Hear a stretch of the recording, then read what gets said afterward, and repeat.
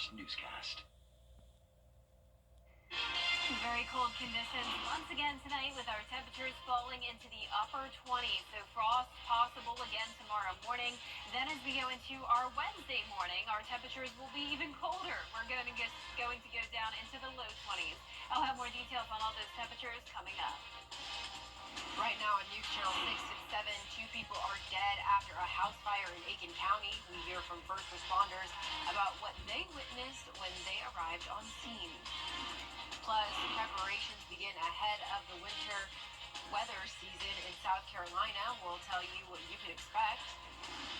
And it's that time of year where people are ditching the AC for the heat. How you can make sure you are doing it safely is your news at 7. Starts now. Live from Television Park, this is WJBF News Channel 6 at 7.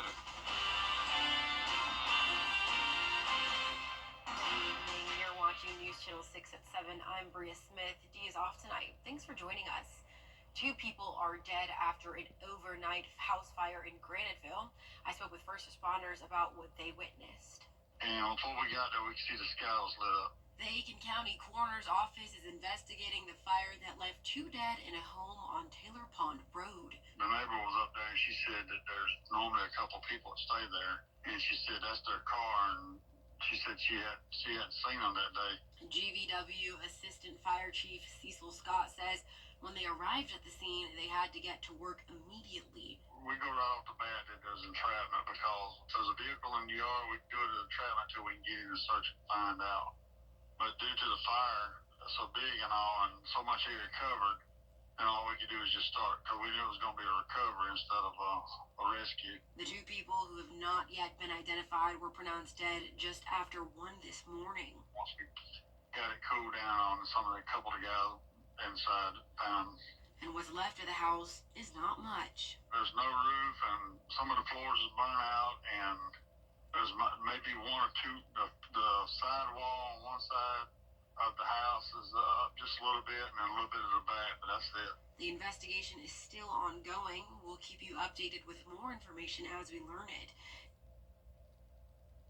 Autopsies will be held in Newberry, South Carolina to determine the cause and manner of death, and the victims' names will be released after positive identification. A deadly fire investigation is also underway in Richmond County. This after Henry and Carol Logan, both 80 years old, were killed yesterday at a home on Eder Lee Road in Blythe. When firefighters arrived, there was heavy smoke and flames shooting out of the home, and 1 person in the house was able to escape. An Aiken County veterinarian has been arrested in her husband's death. Jennifer Ray is charged with murder in the death of her husband, Greg Bauman. Investigators say this shooting happened Sunday at a home on Pride's Crossing near Augusta Road. The couple owned Hitchcock Animal Hospital in Aiken. Ray remains in the Aiken County Detention Center. And in Richmond County, an arrest has been made after a deadly shooting Friday night. 68-year-old Ernest Parkman has been arrested. Warrants have been obtained for 21-year-old Jermaine Williams. The 2 are accused of shooting to death 20-year-old Reuben Johnson. It happened on Omley Way off Augusta West Parkway. Williams was also shot and will be taken into custody once released from the hospital. And it's time now for our first look at our weather. Here's Chief Meteorologist Jenna Petracci. And Jenna, it is going to be really cold on Wednesday. Yeah, it's already been really cold, and it's going to get even colder. So our temperatures have been in the mid to upper 20s over the past few days, but believe it or not, we are getting even colder than this. So on Sunday, we had a low of 25. This morning, we were a couple degrees warmer at 27, but nonetheless, we have had some heavy frost over the past few days. Right now, we're seeing upper 30s in some spots, upper 40s in others. 42 in Thompson, Barnwell at 37, Augusta at 39, Aiken only at 36. Now, we're only at the 7 o'clock hour, so you can tell how much colder it will be tomorrow morning. 43 in Waynesboro, 41 in Edgefield and Crawfordville. Dew points are very low today, though, upper teens and some 20s. So keep in mind, even though it is very, very cold, we need moisture in order to have snow, and we definitely do not have any of that. So it's going to stay clear, no chance of rain, no chance of snow, just the cold all this first week of December. Winds are coming in from the west, are sustained winds up to around 7 miles per hour in Augusta. Calm winds at the moment here in Swainsboro as we take a look at our Terry Lambert Hyundai Skyview cam. The calm winds tonight will really allow those temperatures to fall off quickly. And you can see here on satellite and radar, we do have a lot of snow just to the north of us. That could be touching parts of northern Georgia, North Carolina, and maybe even the upstate tonight. But for us, as I mentioned, we'll stay clear tonight with temperatures down to around 27 degrees at the 6 o'clock hour and staying below freezing through 8 o'clock. Now, as we look ahead here, as Bria mentioned, the coldest air is going to be settling in by Wednesday morning, all the way down to 22 degrees. We will have a brief warm up on Thursday, but then we'll cool right back down again as we head into the weekend. So with the temperatures this cold, it's very important to remember those freeze safety tips, the 4 P's, people, pets, plants, and pipes. Coming up in the full forecast, I'll have more tips on how you can protect your pipes from freezing with these 20-degree temperatures. But back to you, Bria. All right, Jenna, thank you. And speaking of the weather, winter is approaching very quickly. In South Carolina, we'll have above normal temperatures, according to the National Weather Service. But that doesn't mean it won't get dangerously cold. State House reporter Caroline Yaffa takes a look at how to stay safe this winter. I'm here outside the state's Emergency Operations Center where they say now is the time to prepare. Team South Carolina can provide a holistic response to any winter storm issue that we arise. This week is Winter Preparedness Week. The Emergency Management Division says you must stock up on winter supplies and learn how to shut off water valves. Major General Jeff Jones with the National Guard says state leaders are ready to help, but it's crucial to do your part to prepare for a new season. It's important to remember that emergency management begins at the individual level. And this means always being educated on the hazards, having a plan, ensuring that you protect what I often refer to as the 4 P's, and that's people, plants, pets, and pipes. Winter doesn't officially start until December 21st. In Columbia, Caroline Yaffa. Even though winter's not here just yet, cold temperatures are, and more people are turning on heaters to stay warm. Local fire departments say they've seen an uptick in heat equipment fires this time of year. Data from the National Fire Protection Association shows half of home heating fires are reported in December, January, and February. Firefighters tell us the root cause is improper use. People are using heaters inside that they shouldn't be, or improperly used kerosene heaters. But a lot of issues that we run into as far as coals and heating are usually with kerosene heaters. Firefighters also recommend installing a CO2 detector to avoid carbon monoxide poisoning. A woman accused of drunkenly crashing into a golf cart and killing a new bride has pleaded guilty to all charges. Jamie Lee Komorowski entering a guilty plea on 3 counts of felony DUI and 1 count of reckless homicide today. The collision happened in April of last year in Folly Beach. 34-year-old Samantha Miller was killed in the crash, and her new husband, Eric Hutchinson, received critical injuries. I take full responsibility for the tragic outcome that my decisions have made. I will carry this guilt for the rest of my life. Komorowski faces 25 years behind bars.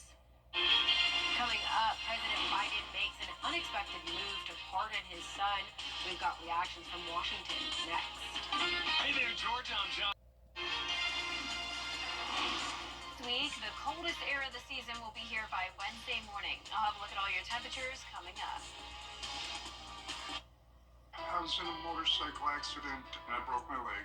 They wouldn't even do surgery on me for 2 months until the swelling went down. I still have to pay bills. That's what I was worried about.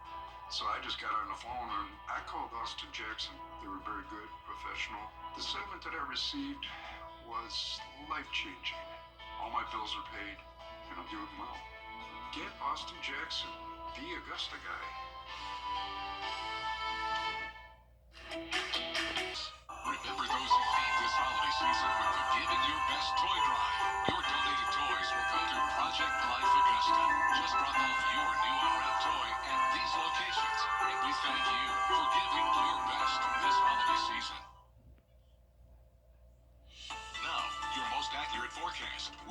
WJBF Live 5 or 6.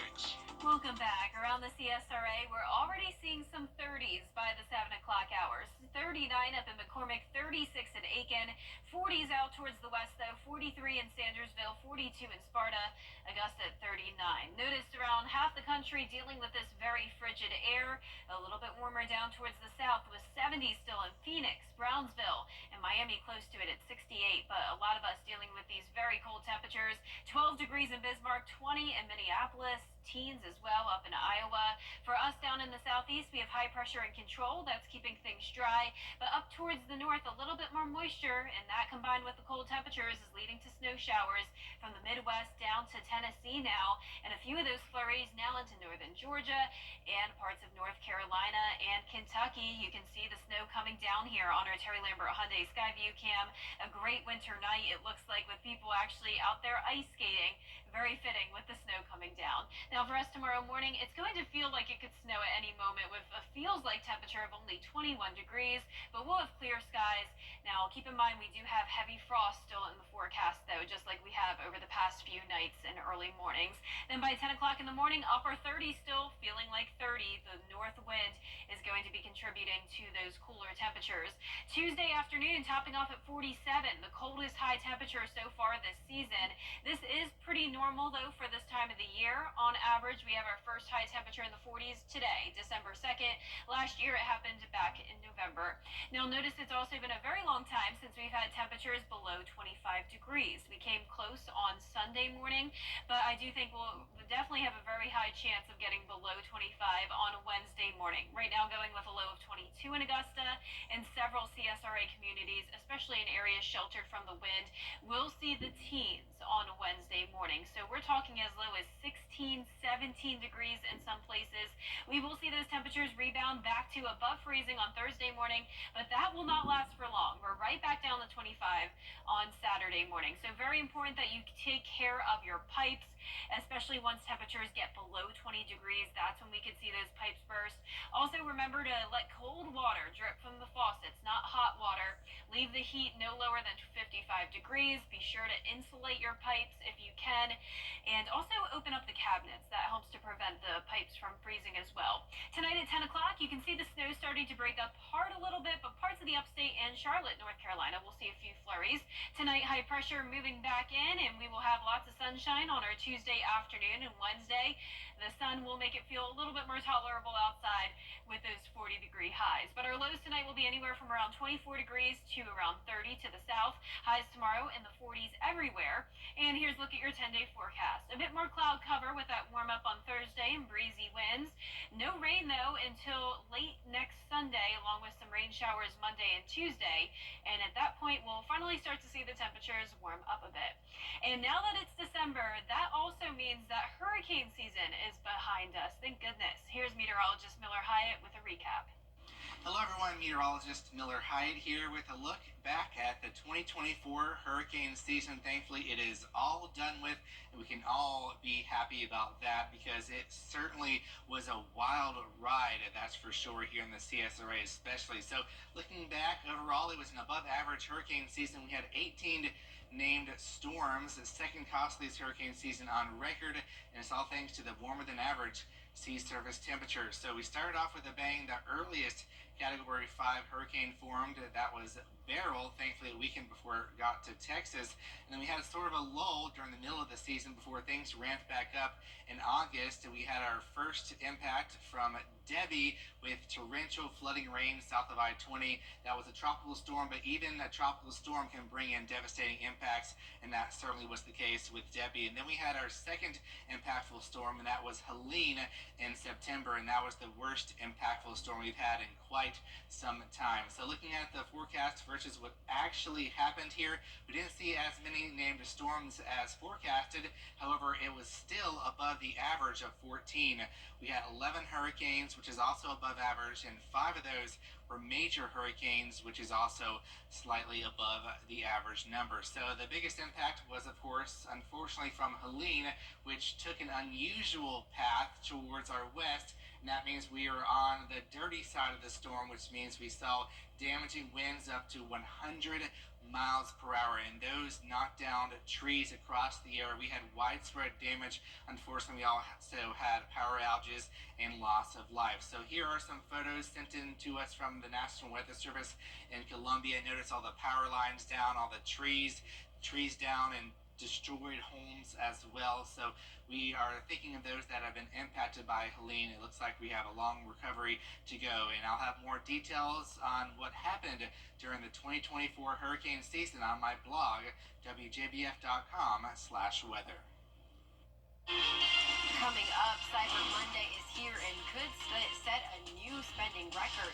We'll take a look at what items are seeing the biggest discounts. Replace your heat. Join the Augusta Metro Chamber for the Women in Business Signature Event. Tuesday, December 3rd, Women Who Dare.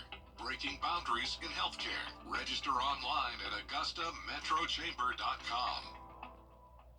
Get the latest video in one clip at WJBF.com. The WJBF Live Viper 6 Skyview Network is sponsored by Terry Lambert Hyundai. Low prices, big selection, and committed to quality customer service. The holiday shopping season is already off to a strong start for retailers. They're hoping to keep the momentum going today, Cyber Monday, and it might be a record-setting day as consumers race to try and find the lowest prices. Zoreen Shaw has that story. This Cyber Monday, retailers anticipating record-high Cyber Monday sales. It's on! Cyber Monday deals start now. Adobe Analytics predicting consumers will shell out over $13 billion online. That's up more than 6% from last year. Shoppers are expecting to binge on higher-priced items in all categories, from electronics to appliances to sporting goods. And shopping on your phone is bigger than ever before.